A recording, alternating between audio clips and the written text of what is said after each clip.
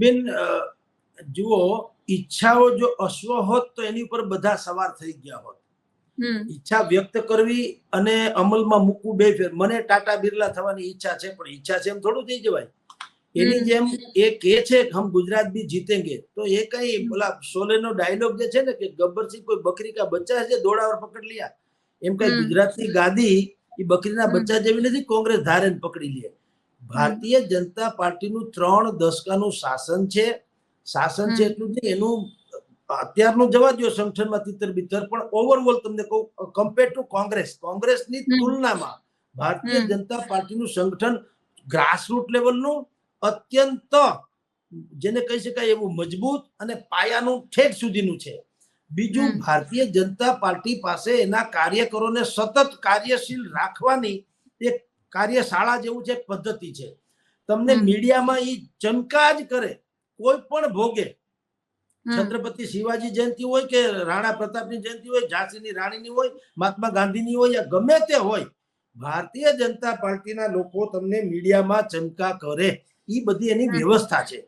તો એ પ્રકારનું કોંગ્રેસમાં કાંઈ છે નહીં, કમસે કમ અત્યારે તો નથી. અત્યારે ગુજરાત કોંગ્રેસની શું હાલત છે આપને કહું. ગેનીબેન જીતી ગયા ને આપે કીધું એને પણ ત્યાં ભડાકા કાઢ્યા કે ભાઈ મને આપણા લોકોએ હરાવવાની કોશિશ કરી હતી. એનો અર્થ એમ છે કોંગ્રેસમાં સૌથી મોટામાં મોટો જો કોઈ દુર્ગુણ અથવા તો રાજ રોગ જો કોઈ હોય તો એ છે જૂથવાદ. કોઈ એકબીજાનું નેતૃત્વ સહન કરી શકે એમ નથી. દરેકને એમ છે કે હું જ કઈક આખા ગાડાનો ભાર મારી માથે છે, અને બીજો આવે એટલે એ હંમેશા વિપક્ષ તો પછી કે પોતે જ પાડી દેવાની કોશિશ કરે. બીજું કઈ ટીમ કોંગ્રેસ જેવું ક્યાંય છે નહીં. ટીમ કોંગ્રેસ લડવું જોઈએ. ક્યાંય બી તમે લડવા જુઓ, આપણે અહીંયા ભાજપ, કોંગ્રેસ, આમ આદમી પાર્ટી, સમાજવાદી પાર્ટી, માયાવતીની પાર્ટી, મમતાબેનની પાર્ટી બધું છે ખરું, પણ ધારો કે પાકિસ્તાન સામે યુદ્ધ થાય, ભારત પાકિસ્તાન સામે દાખલા તરીકે, તો આમાં ભાજપ કોંગ્રેસ પછી રહેતું નથી હોતું ને. પછી ટીમ ભારત લડે. પછી કોઈ મમતા બેનર્જી એમ ન કે હવે તમારું આ ખોટું છે ને હા, એ તો બધા જ વિપક્ષો કહી દે કે તમે કયો તેમ, હવે તમે લડી લ્યો, અમે તમારી સાથે છીએ. એ જ મોટી વાત છે, એવી જ હોવી જોઈએ. એમ જ્યારે તમારે ભારતીય જનતા પાર્ટી સામે જો કોંગ્રેસે લડવાનું હોય તો એમાં નાના મોટા વિખવાદો, જૂથવાદ, વર્ગવાદ, હું તું, નાનો મોટો, એવું બધું એને છોડવું પડે અને ટીમ કોંગ્રેસ તરીકે લડવું પડે. એનો પણ અભાવ છે. આ બે વાત કીધી. ત્રીજી વાત, પસંદગી ઉમેદવારોની, એ વળી ઓર બીજો એક પ્રશ્ન છે કે તમે એવા ને એવા જૂના ને છાપેલા કાટલા કે જેને હારવામાં વિક્રમ બનાવ્યો સર્જો હોય એવા લોકોને તમે ટિકિટ આપે જ જાઓ છો, અને જે લોકો તેજો તર્રાર છે, જેને રાહુલ ગાંધી રેસ કા ઘોડા બતા રહે હૈ, એવા લોકો પછી ભારતીય જનતા પાર્ટીની ભાષામાં કહીએ તો ગાભા મારવું છે. એને કોઈ મેળ પડતો નથી. હું આપને 2-3 દાખલા આપું, નામ આપું, સમજતા. એ જરૂરી નથી કે આપણે ઓળખીએ છીએ એટલે આપી, પણ હું તમને કહું, જેમ કે જિગ્નેશ મેવાણી તો એ તો છે જ, તેજો તરાર છે, મત કોઈ શંકા નથી. એને કારણે તો અત્યારે ગુજરાતમાં કોંગ્રેસ ઓર સજીવન થઈ છે. એવા તમને કહું, હેમાંગ રાવલ અમદાવાદમાં છે, પ્રવક્તા છે, ડોક્ટર હેમાંગ રાવલ. નીતિશ રાવલ જે છે એ બીજા પ્રવક્તા છે કોંગ્રેસના. મનહરભાઈ પટેલ એક ત્રીજા પ્રવક્તા છે. એક ભગીરથસિંહજી સમથિંગ કરીને છે, એ એક ચોથા પ્રવક્તા છે. આ બધા જે છે ભાઈ આપણા સ્વયં, હું તમને કહું, દોશી, મનીષ દોશી, એ પણ આવા. હવે આ બધા પ્રવક્તાઓને વર્ષોથી લોકો જુએ છે. ટેલિમીડિયાને કારણે ઘર ઘર સુધી એના ચહેરા જાણીતા છે. બીજું, એ લોકોમાં ખૂબી શું છે કહું છું, એ ટેલિમીડિયામાં છે એટલે એમ નથી કહેતો. ભારતીય જનતા પાર્ટીની આલોચના કરવી હોય કે કોંગ્રેસની પ્રશંસા કરવી હોય, એ બધા જ લોકો પાસે એવા તર્ક છે કે જો લોકોને ગળે ઉતારી શકે.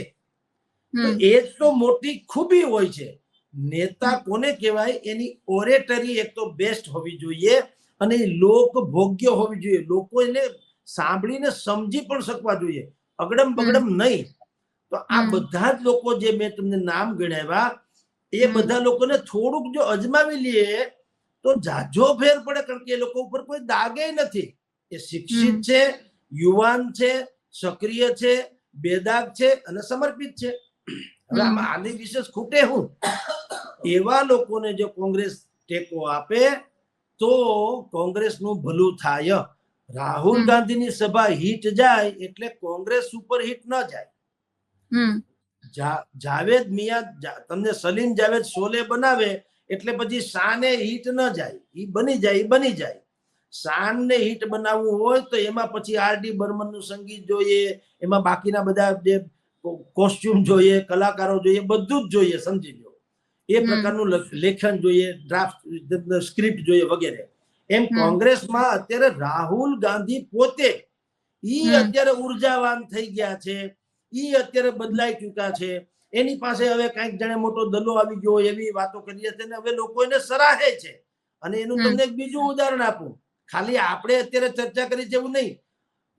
મુકેશભાઈ અંબાણી એશિયાના સૌથી ધનાઢ્ય વ્યક્તિઓમાંના એક. હમણાં 2-4 દી પહેલા એ કંકોત્રી લઈને ત્યાં ગયા હતા રાહુલ ગાંધી ને સોનિયા ગાંધીજીને કેવા અમારા દીકરાના લગ્નમાં તમે પધારજો. બરાબર, આ કઈ પેલા લગ્ન નથી મુકેશભાઈ અંબાણીના, આની પેલા લગ્ન દીકરાના થયા હતા. તેથી રાહુલ ગાંધી તો ચિત્રમાં હતા જ, તો સંસદ તો હતા જ, સોનિયા ગાંધીજી પણ હતા. તે દિવસે આ લોકોને કેમ રાહુલ ગાંધી કે સોનિયાજી યાદ ના આવ્યા? હવે શું કામ યાદ આવ્યા? જ્યારે કે રાહુલ ગાંધી તો અદાણી ને અંબાણીને વિરોધ કર્યા જ કરે છે. આજે અહીંયા જાહેર સભામાં બોલ્યા કે અયોધ્યામાં જયારે ઇનોગ્રેશન શબ્દ એટલે કે ઉદઘાટન શબ્દ બોલ્યા, જે કે એની ત્રુટિ છે. કારણ કે ઉદઘાટન મંદિરના કે ભગવાનના હોય ને એની પ્રાણ પ્રતિષ્ઠા હોય, પણ એની ખામી છે. પણ એને એમ કીધું કે તે અયોધ્યાના ફંક્શનમાં તમે જુઓ અદાણી થે, અંબાણી થે, એને બધા માલેતુદાર લોકો હતા, પણ અયોધ્યા કે ગરીબ લોગ એક ભી નહીં થે. પણ એનો અર્થ એમ છે કે એને અદાણી અંબાણીની આલોચના તો આજે કરી, તેમ છતાં અંબાણીજી એવડું ખોખું લઈ 5-6 લાખની કંકોત્રી જે છે એ કંકોત્રી લઈને ન્યા આ વખતે પહેલી વખત ગયા. એ જે બતાવે છે કે હવે કાંઈક તબદીલ થઈ રહ્યું છે વાતાવરણ. અને જે રીતે વહાણ ડૂબવાનું થાય ને ઉંદરડા પેલા ઠેકી જાય, એમ હવે જે ગણો તે આ ઉદ્યોગપતિ પર કઈ કમ નથી હોતા. અડધી પરધી સરકાર તો એ લોકો આટકત રીતે ચલાવતા હોય છે, એને પણ કઈક ખબર પડતી હોય છે. લાલુ યાદવે ગઈકાલે જ કીધું, ઓગસ્ટ મહિનામાં મોદી સરકાર પડી ભાંગશે. હવે એ કે એટલે પડી ભાંગે એવું નથી હોતું, પણ આ જે ભણકારા વાગી રહ્યા છે, ક્યાંય સ્ટેબિલિટી જેવી વાત નથી. હજી ચંદ્રાબાબુ નાયડુ એ બીજાની સાથે મીટિંગ ચાલુ કરી દીધી છે, હું થઈ રાજા રામ જાણે. પછી નીતિશ બાબુ છે, એ 19-20 છે, તો એની બિહારમાં ચૂંટણી છે, એ ગમે ત્યારે ફોકી પડે એવી હાલત છે. તો આપણી સરકાર જે નરેન્દ્ર મોદીની ટૂંકમાં સરકાર છે તે લઘુમતીમાં આવી જાય એમ છે. અને ઓલા લોકો પાસે અને ભારતીય જનતા પાર્ટી પાસે એમાં ફેરફાર ખાલી કેટલો છે? 8-10 બેઠકનો છે. ભારતીય જનતા પાર્ટી 240 છે, આની પાસે 232 છે. અને જો ચંદ્રાબાબુના લોકો આવી જાય, નીતિશ બાબુ આવી જાય, અથવા તો નીતિશ ન આવે, ચંદ્રાબાબુ આવડે, બીજા કેટલાક અપક્ષ અને નાના પક્ષ છે એ પણ જો આવી જાય, તો હમણાં કોંગ્રેસમાંથી આ જે એનડીએ સરકારમાં આપણે ઇન્ડિયા એલાયન્સની સરકારે બની જાય. એટલે મુકેશ અંબાણી ત્યાં મેં કીધું એમ અત્યારે કે તમે અમારા જાનૈયા થાવ, એટલા સુધી તો એને જાનૈયા લાગતા નહોતા. એટલે સવાલ એ છે કે આખો ઓરા બદલાઈ રહ્યો છે દેશમાં. એ વાત તો 100% સાચી છે. અને ઈ ઓરામાં ભાઈનું રાહુલ ગાંધીનું ઘણું મોટું યોગદાન છે. પણ એને જે ગુજરાત જીતવાની જે વાત છે, ઈ કઈ રાહુલ ગાંધી જે રીતે, હું ગમે એટલી વખત કહું છું દરેક ટીવી ચેનલમાં, કે ભારતીય જનતા પાર્ટી ગમે તેટલું કનિષ્ઠમાં કનિષ્ઠ એનું આયોજન હોય તો પણ નરેન્દ્ર દામોદરદાસ મોદી નામની કામધેનુ ગાયના પૂછડે તરીને એ વેતરણી પાર કરી જાય છે. એવું કોંગ્રેસમાં રાહુલ ગાંધીનું નથી. રાહુલ ગાંધીના નામે તમે ચૂંટણી જીતી જાવ એવું નથી. કોંગ્રેસે પ્રત્યેક પ્રદેશમાં, અહીંયા પણ જો એ કે છે ઇન્ડિયા એલાયન્સ, એને કીધું ગઠબંધનની સરકાર અહીં કોંગ્રેસ અહીંયા ગુજરાતમાં, એની ભૂલ સાબિત થવાની પહેલાય થઈ, કદાચ હજી થવાની પહેલા થઈ. એટલે લોકસભામાં શું કર્યું? ચૈતર વસાવા અને ભાવનગરની બેઠક એને આમ આદમી પાર્ટીને આપી. ચૈતર વસાવા જે બહુ ગર્જિત, જે ગાજા મેઘ વર્ષા નહીં પણ ગાજાતા તો બહુ, તો પણ એની હાર થઈ. ને ભાવનગરની ઉમેદવારની તો ભૂંડી હાર થઈ. તો સવાલ એ છે કે તમારે ગુજરાતમાં 2 જ પક્ષ વર્ષોથી છે. થર્ડ વીમો કોઈ દી હાલ્યો જ નથી, સમજી લો. થર્ડ પાર્ટી વીમો જેને કે એનો મેળ કોઈ દી પડ્યો નથી. તો અહીંયા એ જો એલાયન્સ વાળી વાત કરશે તો હજી એને કઈક નુકસાન થઈ શકશે. એટલે હવે એના મગજમાં જે હોય તે. પણ વાત એટલી છે કે એકદમ ફ્રેશ ચહેરા, બેદાગ ચહેરા, શિક્ષિત ચહેરા, સમર્પિત ચહેરા, સારી ઓરેટરી આપી શકે એવા લોકો, આવા લોકોને જો મેદાનમાં ઉતારશે તો કોંગ્રેસ પડકારરૂપ બનશે. બાકી રાહુલ ગાંધી બોલી ગયા એટલે આપણે ધુબાકા મારવા માંડવા એવું કઈ છે નહીં.